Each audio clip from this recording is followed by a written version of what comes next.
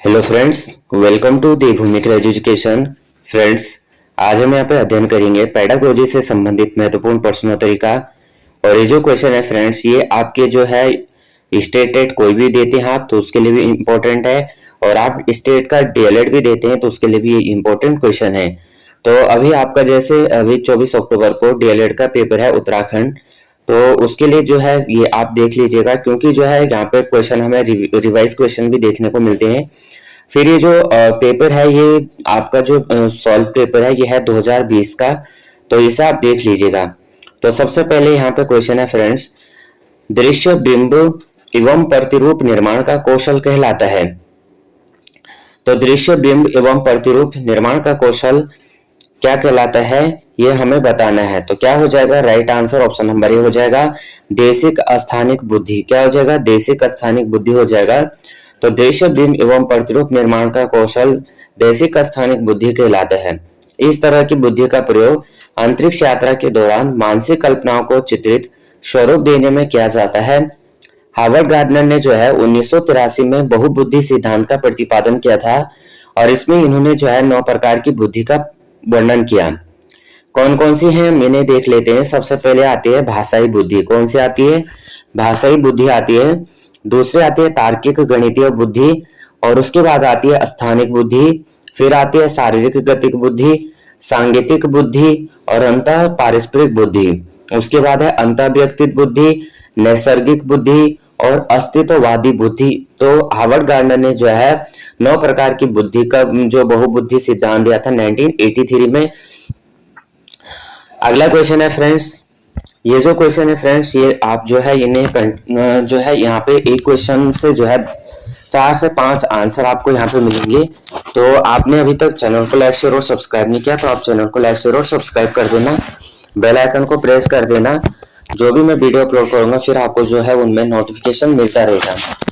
अगला क्वेश्चन कर लेते हैं, लोग जिनका आईक्यू जो है 90 से 109 रेंज के मध्य होता है, उनकी क्या होगी, श्रेष्ठ बुद्धि होगी या सामान्य बुद्धि होती या औसत बुद्धि होगी या अल्प बुद्धि होगी, क्या है।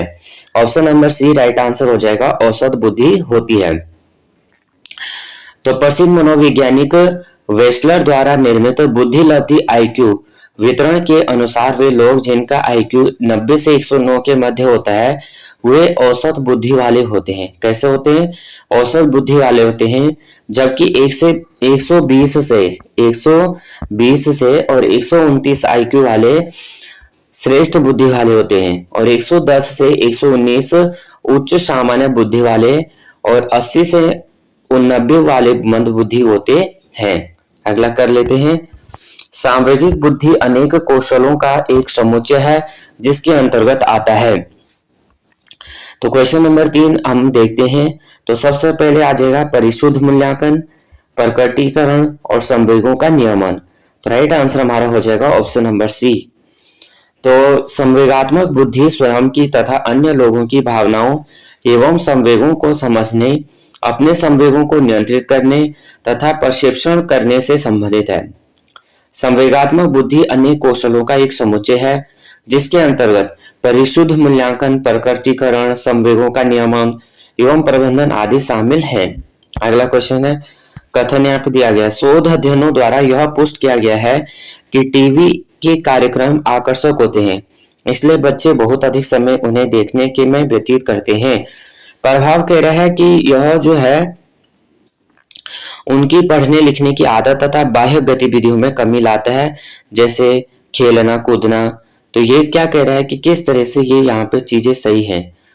तो यहाँ पे कथन और प्रभाव दोनों क्या है, यहाँ पे सत्य हैं। तो शोध अध्ययनों द्वारा पुष्ट किया गया है कि टीवी के कार्यक्रम आकर्षक होते हैं, इसलिए जो बच्चे हैं अपना बहुत अधिक समय इन्हें देखने में व्यतीत करते हैं। इससे उनके जो है पढ़ने लिखने की आदत तथा बाह्य गतिविधियां जैसे क्या होते हैं, खेल कूदना, दोस्तों से वार्तालाप करना, इन सभी में क्या आती है, कमी आती है। स्वस्थ व्यक्ति कौन है, स्वस्थ व्यक्ति कौन है। तो क्वेश्चन नंबर 5 हमें बताना है। तो कौन है स्वस्थ व्यक्ति, वह जो अपनी भावनाओं और सीमाओं व स्वयं के प्रति जागरूक है, स्वयं को स्वीकार करता है, जो अतीत में नहीं जीता तथा भविष्य को लेकर परेशान नहीं होता। तो यहाँ पे अगर हम देखेंगे option number B right answer हो जाएगा। तो एक स्वस्थ व्यक्ति वह व्यक्ति है जो अतीत में नहीं जीता और भविष्य को लेकर परेशान नहीं होता है, बल्कि वह वर्तमान में जीता है और उसका व्यवहार स्वतंत्रता पूर्वक प्रसन्न एवं शांत रहता है। वह अपनी भावनाओं एवं सेवाओं के प्रति स्वयं को जागरूक रहता है और स्वयं को स्वीकार करते हुए भावी जीवन में आगे बढ़ता है। वह विपरीत परिस्थितियों में भी सामंजस्य बनाए रखता है और अपने संवेगों के उचित प्रशिक्षण एवं प्रशासन को भली भांति नियंत्रित करता है। संज्ञानात्मक कौशल क्या है? संज्ञानात्मक कौशल है आलोचनात्मक चिंतन में संलिप्तता। तो यहाँ पे संज्ञानात्मक कौशल जो है आलोचनात्मक चिंतन में संलिप्तता है।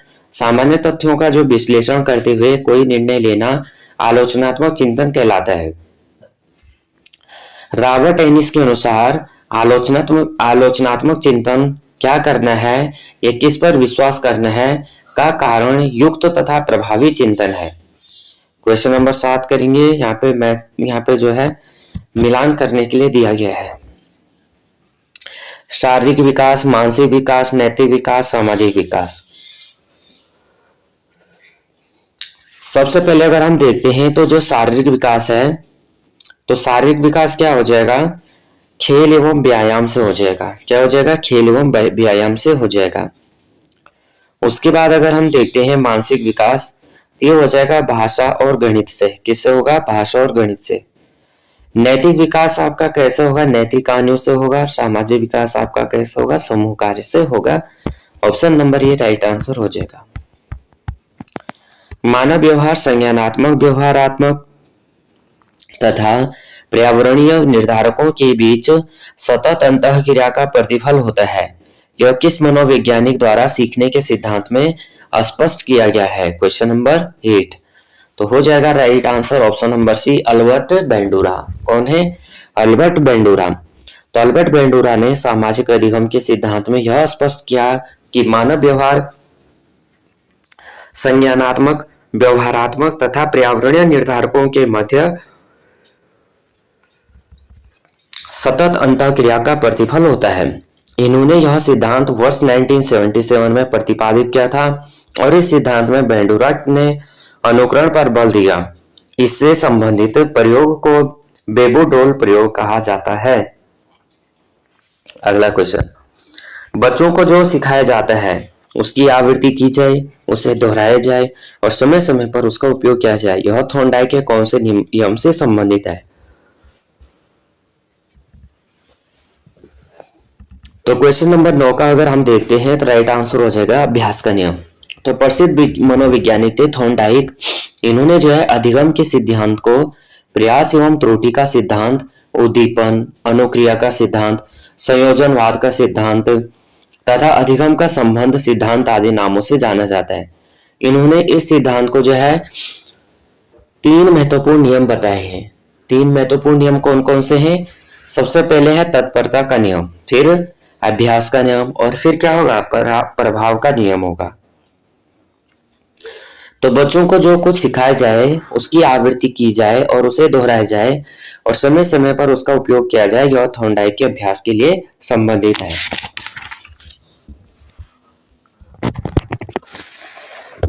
अगला क्वेश्चन कर लेते हैं। क्वेश्चन नंबर है 10। स्मृति स्तर के सीखने में अंतर्निहित 4 प्रक्रियाओं का क्रम क्या है? तो 4 प्रक्रियाओं का क्रम क्या है? ऑप्शन नंबर डी क्या हो जाएगा? प्रत्यक्षीकरण, धारण, प्रत्यास्मरण और पहचान हो जाएगा। राइट आंसर हमारा क्या होगा? ऑप्शन नंबर डी होगा। तो शिक्षण के मुख्यतः 3 स्तर हैं जिसके आधार पर बच्चों की शिक्षण प्रक्रिया का क्रियान्वयन किया जाता है तथा बच्चों का जो बौद्धिक और मानसिक विकास इसमें किया जाता है। सबसे पहले स्मृति स्तर, बोध स्तर और चिंतन स्तर। तो स्मृति स्तर में बच्चों को मानसिक स्तर के एक स्मृति पक्ष के आधार बनाकर शिक्षा प्रदान की जाती है। स्मृति स्तर के अधिगम में अंतर्निहित 4 अवस्थाएं हैं: प्रत्यक्षीकरण, धारण, प्रत्यास्मरण एवं पहचान।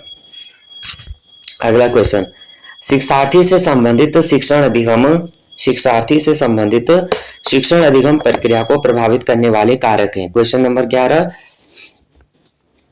आयु एवं परिपक्वता, शारीरिक एवं मानसिक स्वास्थ्य, अभिप्रेरक का स्तर एवं इच्छा शक्ति। तो option number D right answer हो जाएगा। तो शिक्षार्थी से संबंधित शिक्षण अधिगम प्रक्रिया को प्रभावित करने कारक आयु, परिपक्वता, शारीरिक एवं मानसिक स्वास्थ्य, अभिप्रेरणा का स्तर, सीखने की इच्छा शक्ति, बुद्धि तथा शिक्षार्थी की अभिवृत्ति आदि शामिल है। अगला क्वेश्चन, यदि पाठ्य सामग्री अथवा सिखाई जाने वाली क्रिया का बच्चों के जीवन से कोई संबंध नहीं होता तो 12 का राइट आंसर हो जाएगा सी। क्या हो जाएगा? बच्चे सीखने में रुचि नहीं लेते, उन्हें सीखने में कठिनाई होती है। तो यदि पाठ्य सामग्री अथवा सिखाई जाने वाली क्रिया का बच्चों के जीवन से कोई संबंध नहीं होता है तो बच्चे सीखने में रुचि नहीं लेते तथा उन्हें पाठ्य वस्तु की अवधारणा को समझने एवं अधिगम में कठिनाई होती है। क्वेश्चन नंबर 13, निम्नलिखित में से कौन सा वस्तुनिष्ठ परीक्षण है? 13,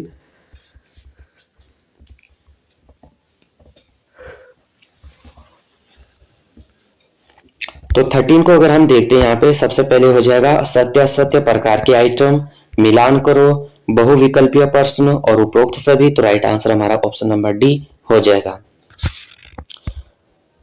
तो यहाँ पे जो है अगला क्वेश्चन है 14, भारत में स्वतंत्रता संघर्ष पर एक निबंध लिखिए, यह उदाहरण क्या है? तो ऑप्शन नंबर हो जाएगा विस्तारित उत्तरीय निबंध प्रश्न। तो भारत में स्वतंत्रता संघर्ष पर एक निबंध लिखिए, यह विस्तारित उत्तरीय निबंध प्रश्न है। इस प्रकार के प्रश्नों के उत्तर हेतु छात्रों को छूट दी जाती है कि वो उत्तर की शब्दावली, उसकी लंबाई एवं उसका संयोजन अपने तरीके से कर सकते हैं। इन प्रश्नों का प्रारंभ जो है सामान्यतः चर्चा, व्याख्या, मूल्यांकन और परिभाषा, तुलनात्मक व विश्लेषण से होता है। ऐसे प्रश्न पूछे जाने का मुख्य उद्देश्य छात्रों के विचारों, लेखन योग्यता एवं भाषा शैली और ज्ञान के परीक्षण हेतु किया जाता है।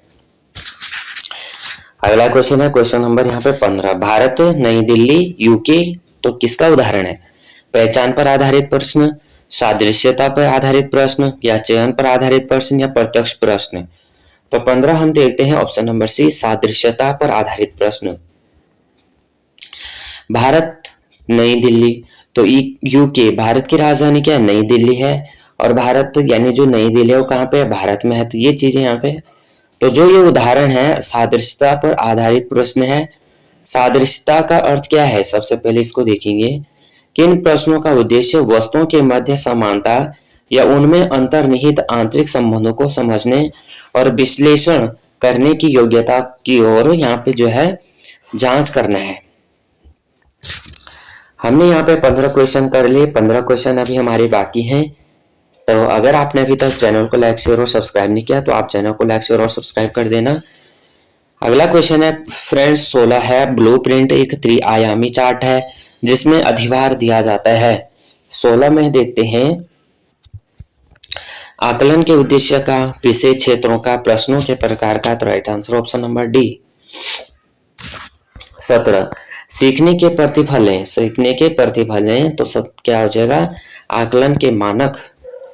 अगला देखिए, आप देखेंगे जो सीखने के प्रतिफल एक विशेष प्रकार के जांच बिंदु है जो गुणात्मक तथा मात्रात्मक रूप में मापे जाते हैं।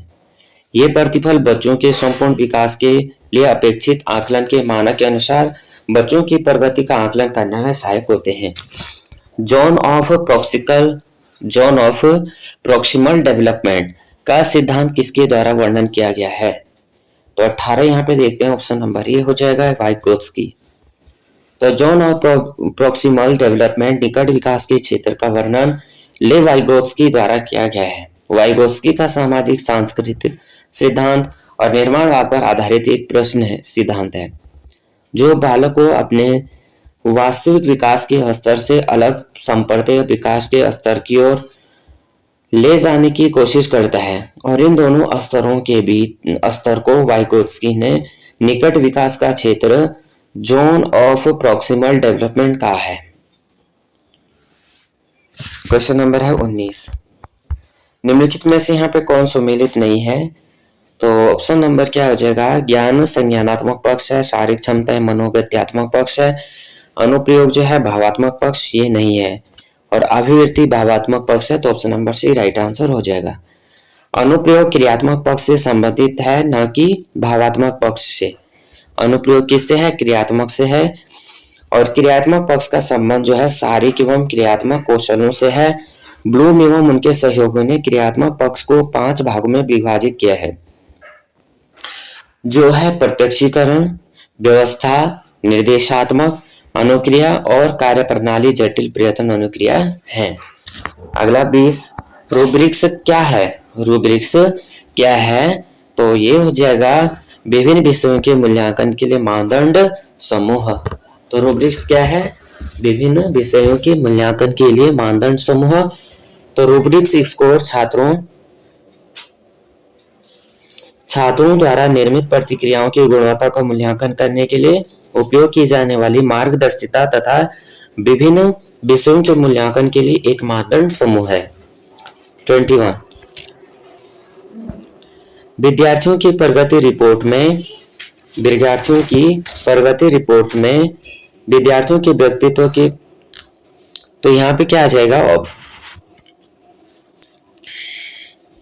विद्यार्थियों के विभिन्न विषयों में प्राप्त संप्राप्ति का विवरण होना चाहिए। विद्यार्थियों के व्यक्तित्व के विभिन्न पहलुओं का विवरण होना चाहिए। Option number A right answer हो जाएगा, सी। अगला क्वेश्चन है 22, सृजनवादी दृष्टिकोण से सीखना क्या है? सृजनवादी दृष्टिकोण से सीखना क्या है? ये सीखना एक सक्रिय एवं अर्थपूर्ण प्रक्रिया है।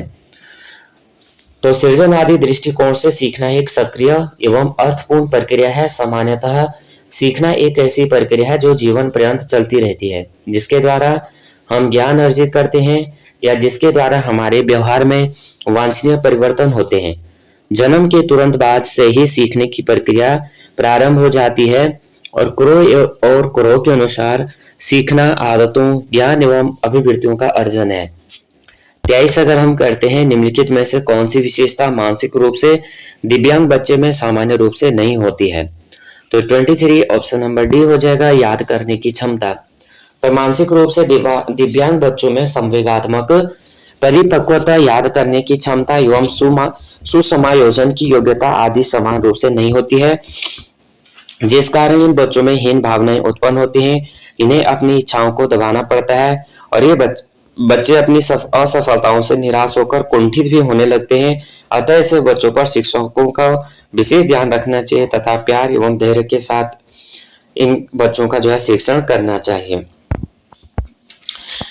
यहाँ पे मैच करना है हमें एक दूसरे से। तो सबसे पहले देखेंगे 24, तो दृष्टिबाधित हो जाएगा टॉकिंग बुक। क्या हो जाएगा? टॉकिंग बुक हो जाएगा।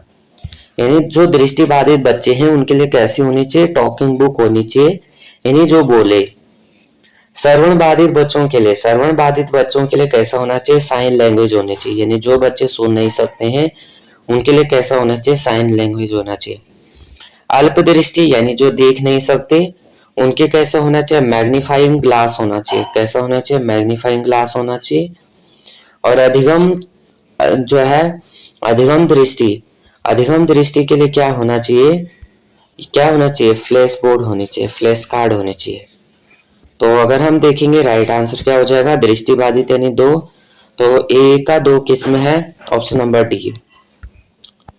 कक्ष स्तर पर श्रवण बाधिता की पहचान की जा सकती है। 25, ये हो जाएगा भाषिक कौशल के अभाव द्वारा, पढ़ने और बोलने में विशिष्ट समस्या द्वारा, बार बार दोहराने के लिए बोलना, तो और शिक्षक द्वारा ऑडियो मेट्रियार्क परीक्षण। ये नहीं, option number B right answer हो जाएगा। तो कक्षा स्तर पर श्रवण बाधिता की पहचान भाषाई कौशल के अभाव द्वारा, पढ़ाई एवं बोलने की विशिष्ट समस्या तथा बार बार दोहराने के लिए बोलने आदि के द्वारा की जा सकती है। विद्यार्थी की जो श्रवण संबंधी समस्या है उसके अधिगम की क्षमता और भी प्रभावित होती है। अतः ऐसे बालकों की पहचान कर उसमें सुधार करने की दिशा में जो है उचित कदम उठाए जाने चाहिए, जिससे उनकी शैक्षिक आवश्यकताओं की पूर्ति हो सके। 26 है डिस्ग्राफिया, एक प्रकार की अधिगम अक्षमता है जिसका संबंध है। ये डिस्ग्राफिया हो गया, जो है डिस्कैलकुलिया हो गया। इस तरह के क्वेश्चन है फ्रेंड्स जो है यहाँ पे पूछे जाते हैं। इसके जो है हैंड रिटन नोट्स मैंने जो है ये संबंधित मैंने 6 या 7 हैं ये अपलोड कर रखे हैं, इन्हें आप जो है देख सकते हैं। तो 26 अगर हम देखेंगे, डिस्ग्राफिया क्या होती है, लिखने से संबंधित समस्या होती है।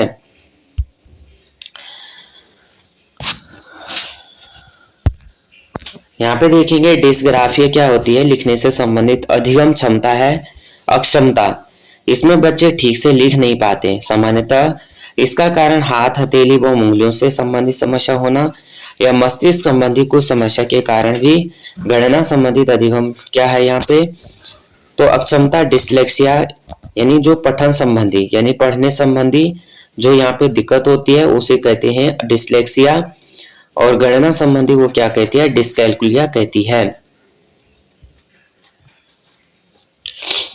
ये जो है फ्रेंड्स डिस्लेक्सिया हो गया, डिस्कैल्कुलिया हो गया, डिस्ग्राफिया हो गया, ये मैंने जो है वीडियो अपलोड कर रखी है, वहां से आप देख सकते हैं।